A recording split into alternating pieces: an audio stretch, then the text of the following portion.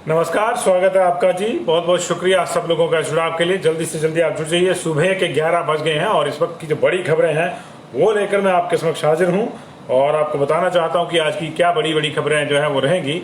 और शुरुआत करेंगे, लेकिन इससे पहले मैं जानना चाहता हूं कि थोड़ा सा अगर लोगों तक मेरी आवाज़ सही ढंग से पहुँच रही है तो फिर आगे बढ़ेंगे हम लोग। राजेश कटोच जी नमस्ते, शुक्रिया जुड़ाव के लिए। और देर रात जम्मू कश्मीर के हैदरपुरा में एक एनकाउंटर हुआ है। घात लगाकर कुछ आतंकवादी सेना के काफिले पर हमला करना चाहते थे, लेकिन उनकी इस मंशा को नाकाम कर दिया हमारे जवान सैनिकों ने और उसमें 2 आतंकवादियों को मार गिराया है और एक जो उनका स्थानीय सेल जिसको कहते हैं, जो उनका सहयोगी था, उसको मार गिराया। तो एक बड़ी सफलता इसको कहा जाएगा सुरक्षा बलों की। उनके ऊपर घात लगा के हमला कर रहे थे, लेकिन अभी उनको मौत नसीब हुई है, जो हमारे सैनिकों की ओर आंख उठा के देख रहे थे। जम्मू कश्मीर में लगातार गड़बड़ी चली हुई है, लगातार इस तरह के हमले हो रहे हैं सुरक्षा बलों पे, और दूसरी ओर मणिपुर, उत्तर पूर्व में भी इस तरह के मामले आ रहे हैं। तो ये देर रात की खबर थी, उसको अपडेट किया मैंने पहले। और इस वक्त की एक और बड़ी खबर आ रही है। हार्दिक पांड्या विवादों में है, लगातार विवादों में रहते हैं हार्दिक पांड्या। अभी एक नया विवाद उनके साथ जुड़ गया है। सुना है कि वो दुबई से लौटते हुए 2 घड़ियां ला रहे थे जिनकी 5 करोड़ कीमत थी। जी हाँ, 1-2 लाख ही, 1-2 लाख की घड़ियां तो आपने सुनी होगी। 5 करोड़ की कीमत की वो 2 घड़ियां ला रहे थे। कस्टम विभाग ने एयरपोर्ट पर उनको पकड़ा है, उनके पास बिल नहीं था, घड़ियां जब्त हो गई हैं, अगली कार्रवाई हो रही है। आपकी जानकारी के लिए बता दें कि हार्दिक पांड्या एक महिला द्वारा भी आरोपित किए गए हैं सेक्सुअल हरासमेंट को लेकर, मुनफ पटेल और राजीव शुक्ला के साथ। तो लगातार विवादों में हार्दिक पांड्या, और बाकी विवाद भी इनके साथ लगातार जुड़ते रहते हैं। लेकिन अभी ताजा विवाद यह है कि कस्टम विभाग ने 2 घड़ियां जब्त की है जिनकी कीमत उन्होंने, कस्टम विभाग ने 5 करोड़ आंकी है। हार्दिक पांड्या का कहना है कि 1 करोड़ 80 लाख की है। एक घड़ी 1 करोड़ 40 लाख की और दूसरी घड़ी 40 लाख की है। बाबा, मैं तो सुन के परेशान हूँ। 1 करोड़ 40 लाख की घड़ी, 1 करोड़ 40 लाख में तो बहुत खूबसूरत जिंदगी एक आम आदमी अपनी पूरी पीढ़ी, कई पीढ़ियों के लिए तय कर सकता है। लेकिन अच्छी बात है, बड़े लोग, बड़ी बात है। लेकिन सवाल यह है कि बिना बिल के ये लाई जा रही थी और इनको पकड़ लिया है। तो ये राष्ट्रीय खबरें थी। और जिस तरह से केरल में मामले बढ़ रहे हैं, वो केरल के मामलों को लेकर भी जो है प्रॉब्लम ये आ रही है कि ब्रेक थ्रू इन्फेक्शन कोविड में सामने आ रहा है केरल में खास तौर से। अभी देश में जितने भी केसेस आ रहे हैं उसके 50% केसेस जो हैं वो केरल में आ रहे हैं। केरल बहुत ज़्यादा संतप्त है। अगर पूरे देश में 10,000 मामले हैं तो 5,000 अकेले केरल में आ रहे हैं। लेकिन वहाँ जो मैक्सिमम मामले आ रहे हैं वो ब्रेक थ्रू इन्फेक्शन के आ रहे हैं। ब्रेक थ्रू इन्फेक्शन बोले तो 2 डोज वैक्सीन लगने के बाद भी किसी को कोविड हो रहा है। हिमाचल प्रदेश में भी ये है। मैं इसलिए इस खबर को आपके इस बुलेटिन में ले रहा हूं कि हिमाचल प्रदेश में भी ये मामला इस तरह से है कि अभी जो मैक्सिमम केसेज आ रहे हैं वो ब्रेक थ्रू इन्फेक्शन के ही आ रहे हैं। स्कूली बच्चों को छोड़ दें तो 18 साल से ऊपर के जो मैक्सिमम केसेज आप आ रहे हैं वो इसी तरह के आ रहे हैं कि 2 डोज लगने के बाद भी लोग इन्फेक्टेड हो रहे हैं, और ये चिंता का विषय बना हुआ है। आपकी जानकारी के लिए बता दूं कि केरल ही वो पहला एरिया है जहां से देश में पहला जनवरी 2020 में पहले केस जो जनवरी और फरवरी 2020 के बीच में 3 केस जो पहले आए थे वो केरला से ही आए थे। तो लगातार वहां पे नजर बनी हुई है। और एक और बड़ी खबर, जम्मू कश्मीर में 149 साल पुरानी परंपरा जो दरबार मूव की थी। सर्दियों में सरकार श्रीनगर से जम्मू आ जाती थी और गर्मियों में जम्मू से श्रीनगर चली जाती थी। 6-6 महीने तक ये मामला चलता है। 6 महीने सरकार यहाँ, 6 महीने वहाँ। इस पे ब्रेक लगा दी है सरकार ने। वहाँ पे आप केंद्र सरकार कह लें या स्थानीय प्रशासन कह लें, वहाँ का जो जम्मू का है इस वक्त राज्यपाल के अधीन चल रहा है मामला, क्योंकि केंद्र शासित है मामला। तो ये मूव बंद हो गया है और इसको एक बड़े बदलाव के रूप में देखा जा रहा है। 10,000 के आसपास कर्मचारी शिफ्ट होते थे एक मूव के दौरान। उनको 25-25 हजार सीधे तौर पर एक मुश्त मुआवजा मिलता था इसका कि आप शिफ्ट होंगे, आपको गड़बड़ी आएगी रहने के लिए। वहाँ रहने के लिए अलग से आवासों की व्यवस्था सारी रहती थी, लेकिन 25-25 हजार जो है उसको दिया जाता था वहाँ पे। तो उस लिहाज से देखा जाए तो ये बड़ी खबर है इस वक्त की कि जम्मू कश्मीर में दरबार मूव जो है वो कैंसिल कर दिया गया है और अब 6-6 महीने के बाद जो दरबार मूव वहाँ होता था वो अब नहीं होगा। तो ये राष्ट्रीय खबरें थी बड़ी बड़ी। अब हिमाचल प्रदेश का रुख करेंगे। हिमाचल प्रदेश में आपको याद होगा कि मंडी की एसपी मैडम के गहने कुछ दिन पहले चोरी हो गए थे। बड़ा बवाल हुआ था जी उसको लेकर, बड़ा बवाल हुआ था उसको लेकर। और काफी खोजबीन के बाद वो गहने जो हैं वो सुंदरनगर के एक रेस्ट हाउस में मिले थे। लेकिन अभी मंडी के ही एक और मैडम के गहने गायब हो गए हैं। जी हाँ, ये एसपी मैडम है, कुल्लू में ये गई थी। ऐसी खबरें हैं कि कुल्लू में ये जो पुलिस की भर्ती चल रही है उसमें एक आईपीएस ऑफिसर गई थी, उनका एक पेन चोरी हो गया है। पेन चोरी हो गया है और उसको लेकर पूरे कुल्लू में अनधिकारिक रूप से, आधिकारिक रूप से तो नहीं मैं कहूंगा, अनधिकारिक रूप से पूरे कुल्लू में पुलिस दबिश दे रही है। कभी ढाबों पे चेकिंग हो रही है, कभी शॉपिंग सेंटर पे चेकिंग हो रही है, कभी किसी को पूछा जा रहा है, क्योंकि मैडम को ये याद नहीं है कि आखिरी बार उनका पेन उनके हाथ में कब था। तो मैडम कहीं रेस्टोरेंट में भी गई हैं, मैडम भर्ती स्थल पे भी गई हैं, मैडम शॉपिंग के लिए भी गई हैं। तो जहां जहां मैडम गई हैं वहां वहां दबिश दी जा रही है और पता किया जा रहा है कि मैडम का पेन कहीं यहां तो नहीं रह गया है। अब आप पूछेंगे कि एक पेन को लेकर इतना हंगामा क्यों?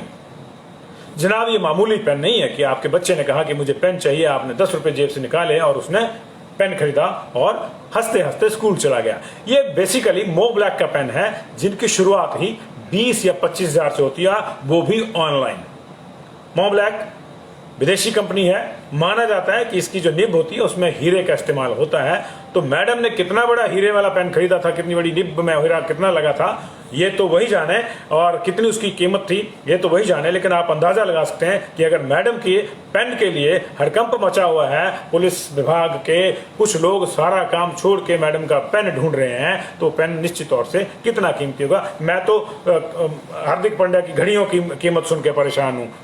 5 करोड़ की 2 घड़ियां, वो कह रहे हैं कि 5 की नहीं है, 1 करोड़ 80 लाख की है, 1 करोड़ 40 लाख की है घड़ी। मैं यही सोच के परेशान हूं। तो मैडम का अगर घड़ी, सर की घड़ी जो है 1 करोड़ 40 लाख की हो सकती है, तो मैडम का पेन भी 40 हजार का तो हो सकता है जी। तो ये अमना खातून, मैंने आपको बताया पेन की ये मैं खासियत आपको बता रहा हूँ, मो ब्लैक का ये पेन था। और ये पेन ऑनलाइन भी अगर आपने खरीदने हो तो 24 हजार से शुरू होते हैं, 20-24 हजार से इसकी पहला जो जिसको नॉर्मल पेन मानते हैं वो माना जाता है। तो बड़े लोग, बड़ी बातें। लेकिन सवाल यह है कि क्या हम लोग भी वही हो रहे हैं? आपको याद होगा यूपी में भैंस ढूंढने के लिए पुलिस लगा दी थी, मंत्री जी की भैंस गुम होगी तो उसको ढूंढने के लिए पुलिस कई दिन जो है वो रेकी करती रही। तो इस तरह की जब चीजें होंगी तो चर्चा तो होगी ही, क्योंकि चर्चा उसी की क्यों करें जो कथित रूप से पीकर मंत्रिमंडल की बैठक में आ गया था। ऐसे भी अफसर हैं, ऐसे भी अफसर हैं जी। तो मंडी वाली एक और मैडम के अब पेन गायब हो गया जी। पहले गहने गायब हुए थे एक मैडम के, तो उसको लेकर बड़ी मीडिया में चर्चा रही। बाद में वो गहने मंडी गुम हुए मैडम के घर से मंडी में और मिले सुंदरनगर के एक रेस्ट हाउस में, तो उसको लेकर भी कई इफ्स एंड बट्स आई थी, कई थ्योरीज आई थी। क्या सही था क्या गलत उस पर टिप्पणी नहीं करेंगे हम लोग, लेकिन थ्योरीज तो आई थी ना जी कि गहने घर से चोरी हुए, मिले वहां पे और उस पर भी कुछ नहीं किया गया। तो क्या मामला था क्या नहीं, और कई तहें उसकी नहीं खोली। तो अभी पेन गायब हो गया मंडी में मैडम का, मंडी वाली मैडम का। और इस पेन को ढूंढने के लिए भी अब जो है पुलिस मुस्तैद कर दी गई है। हालांकि ये वो मैडम नहीं है जिनके गहने गायब हुए थे, ये दूसरी मैडम है। उधर जेसीसी की बैठक से पहले जेओए और ज्वाइंट ऑफिस अटेंडेंट जिनको कहते जो है वो और लिपिक वर्ग को एक बड़ी राहत सरकार ने दी है। ये राहत ये है कि अब ये लोग जो है, इस कैडर के लोग, जेओए और लिपिक वर्ग के जो कैडर के जो लोग हैं, वो 10 साल में ही नियमित हो जाएंगे। पहले था कि 10 साल की नियमित नौकरी, माफ कीजिए, 10 साल के बाद ही उनको जो है प्रमोशन के पात्र हो जाएंगे। पहले था कि 10 साल की नियमित सेवा प्लस 3 साल का अनुबंध, 13 साल बाद इनकी प्रमोशन होती थी। अब जो है जो नियमित सेवा का काल है वो सरकार ने घटा के 7 साल कर दिया है।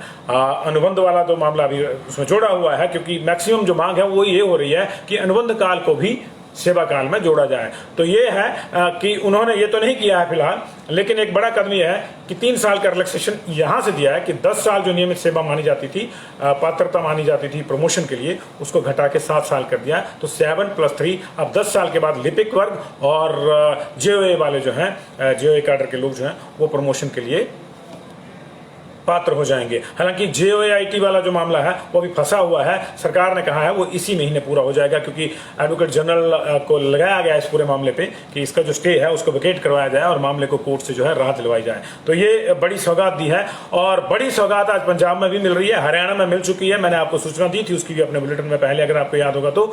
हरियाणा में 75% नौकरियां प्राइवेट सेक्टर की जो है 30 हजार तक के वेतन की, 75% नौकरियां, 30 हजार तक की तनख्वाह वाली 75% नौकरियां, मतलब 1 रुपए से लेकर 30 हजार तक की तनख्वाह की जो भी प्राइवेट सेक्टर में हरियाणा में नौकरी होगी, अब उसमें वो हरियाणा वालों को ही देनी होगी। हरियाणा में ये है। पंजाब सरकार में आज ये फैसला हो सकता है कि 75% सरकारी नौकरियां और प्राइवेट नौकरियां जो हैं वो पंजाब वालों को ही दी जाए, स्थानीय निवासियों को दी जाए।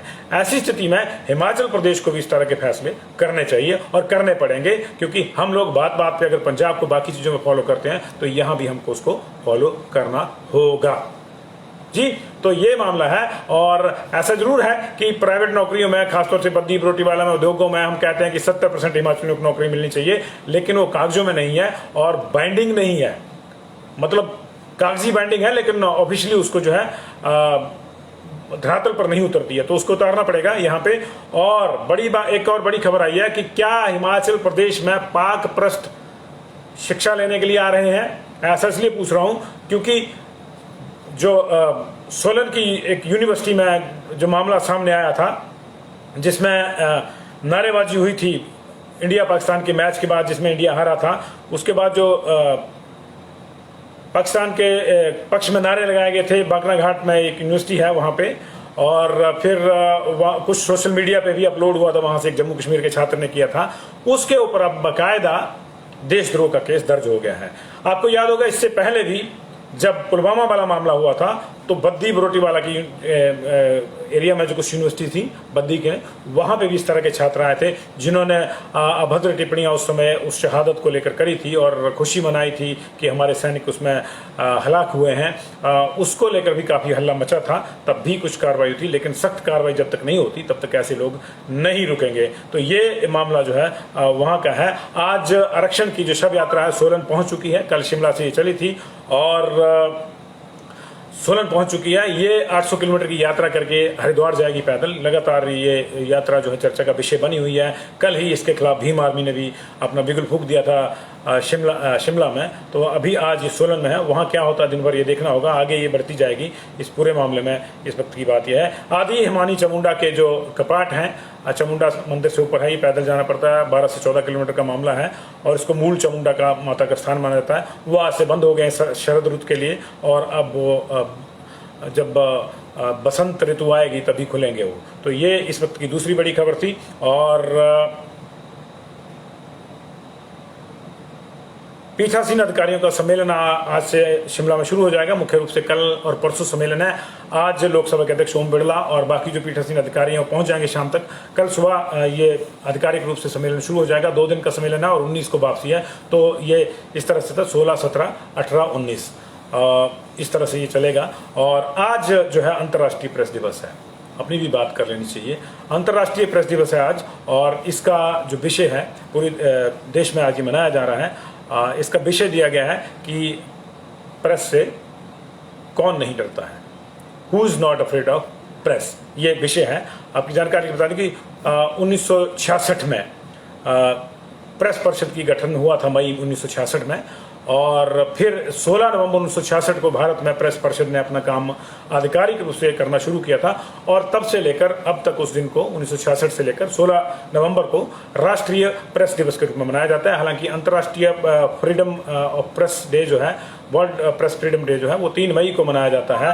तो ये तब से लेकर अब तक जो है ये चीजें चल रही हैं। तो 1966 से लेकर लगातार अभी तक हम लोग ये प्रेस डे मना रहे हैं। आज प्रेस डे है। इस बार का विषय है कि who is not afraid of media, कि मीडिया से कौन नहीं डरता है। हालांकि मेरा यह मानना है कि अब तो स्थितियां दूसरी हैं, कि सवाल यह है कि मीडिया से कौन डरता है। मैं ये भी मानता हूं कि मीडिया डरने या डराने का माध्यम नहीं है। मीडिया एक ऐसा माध्यम है कि लोगों की समस्याओं को उठाए और हुक्मरानों तक पहुंचाए। हम लोग बीच की कड़ी हैं।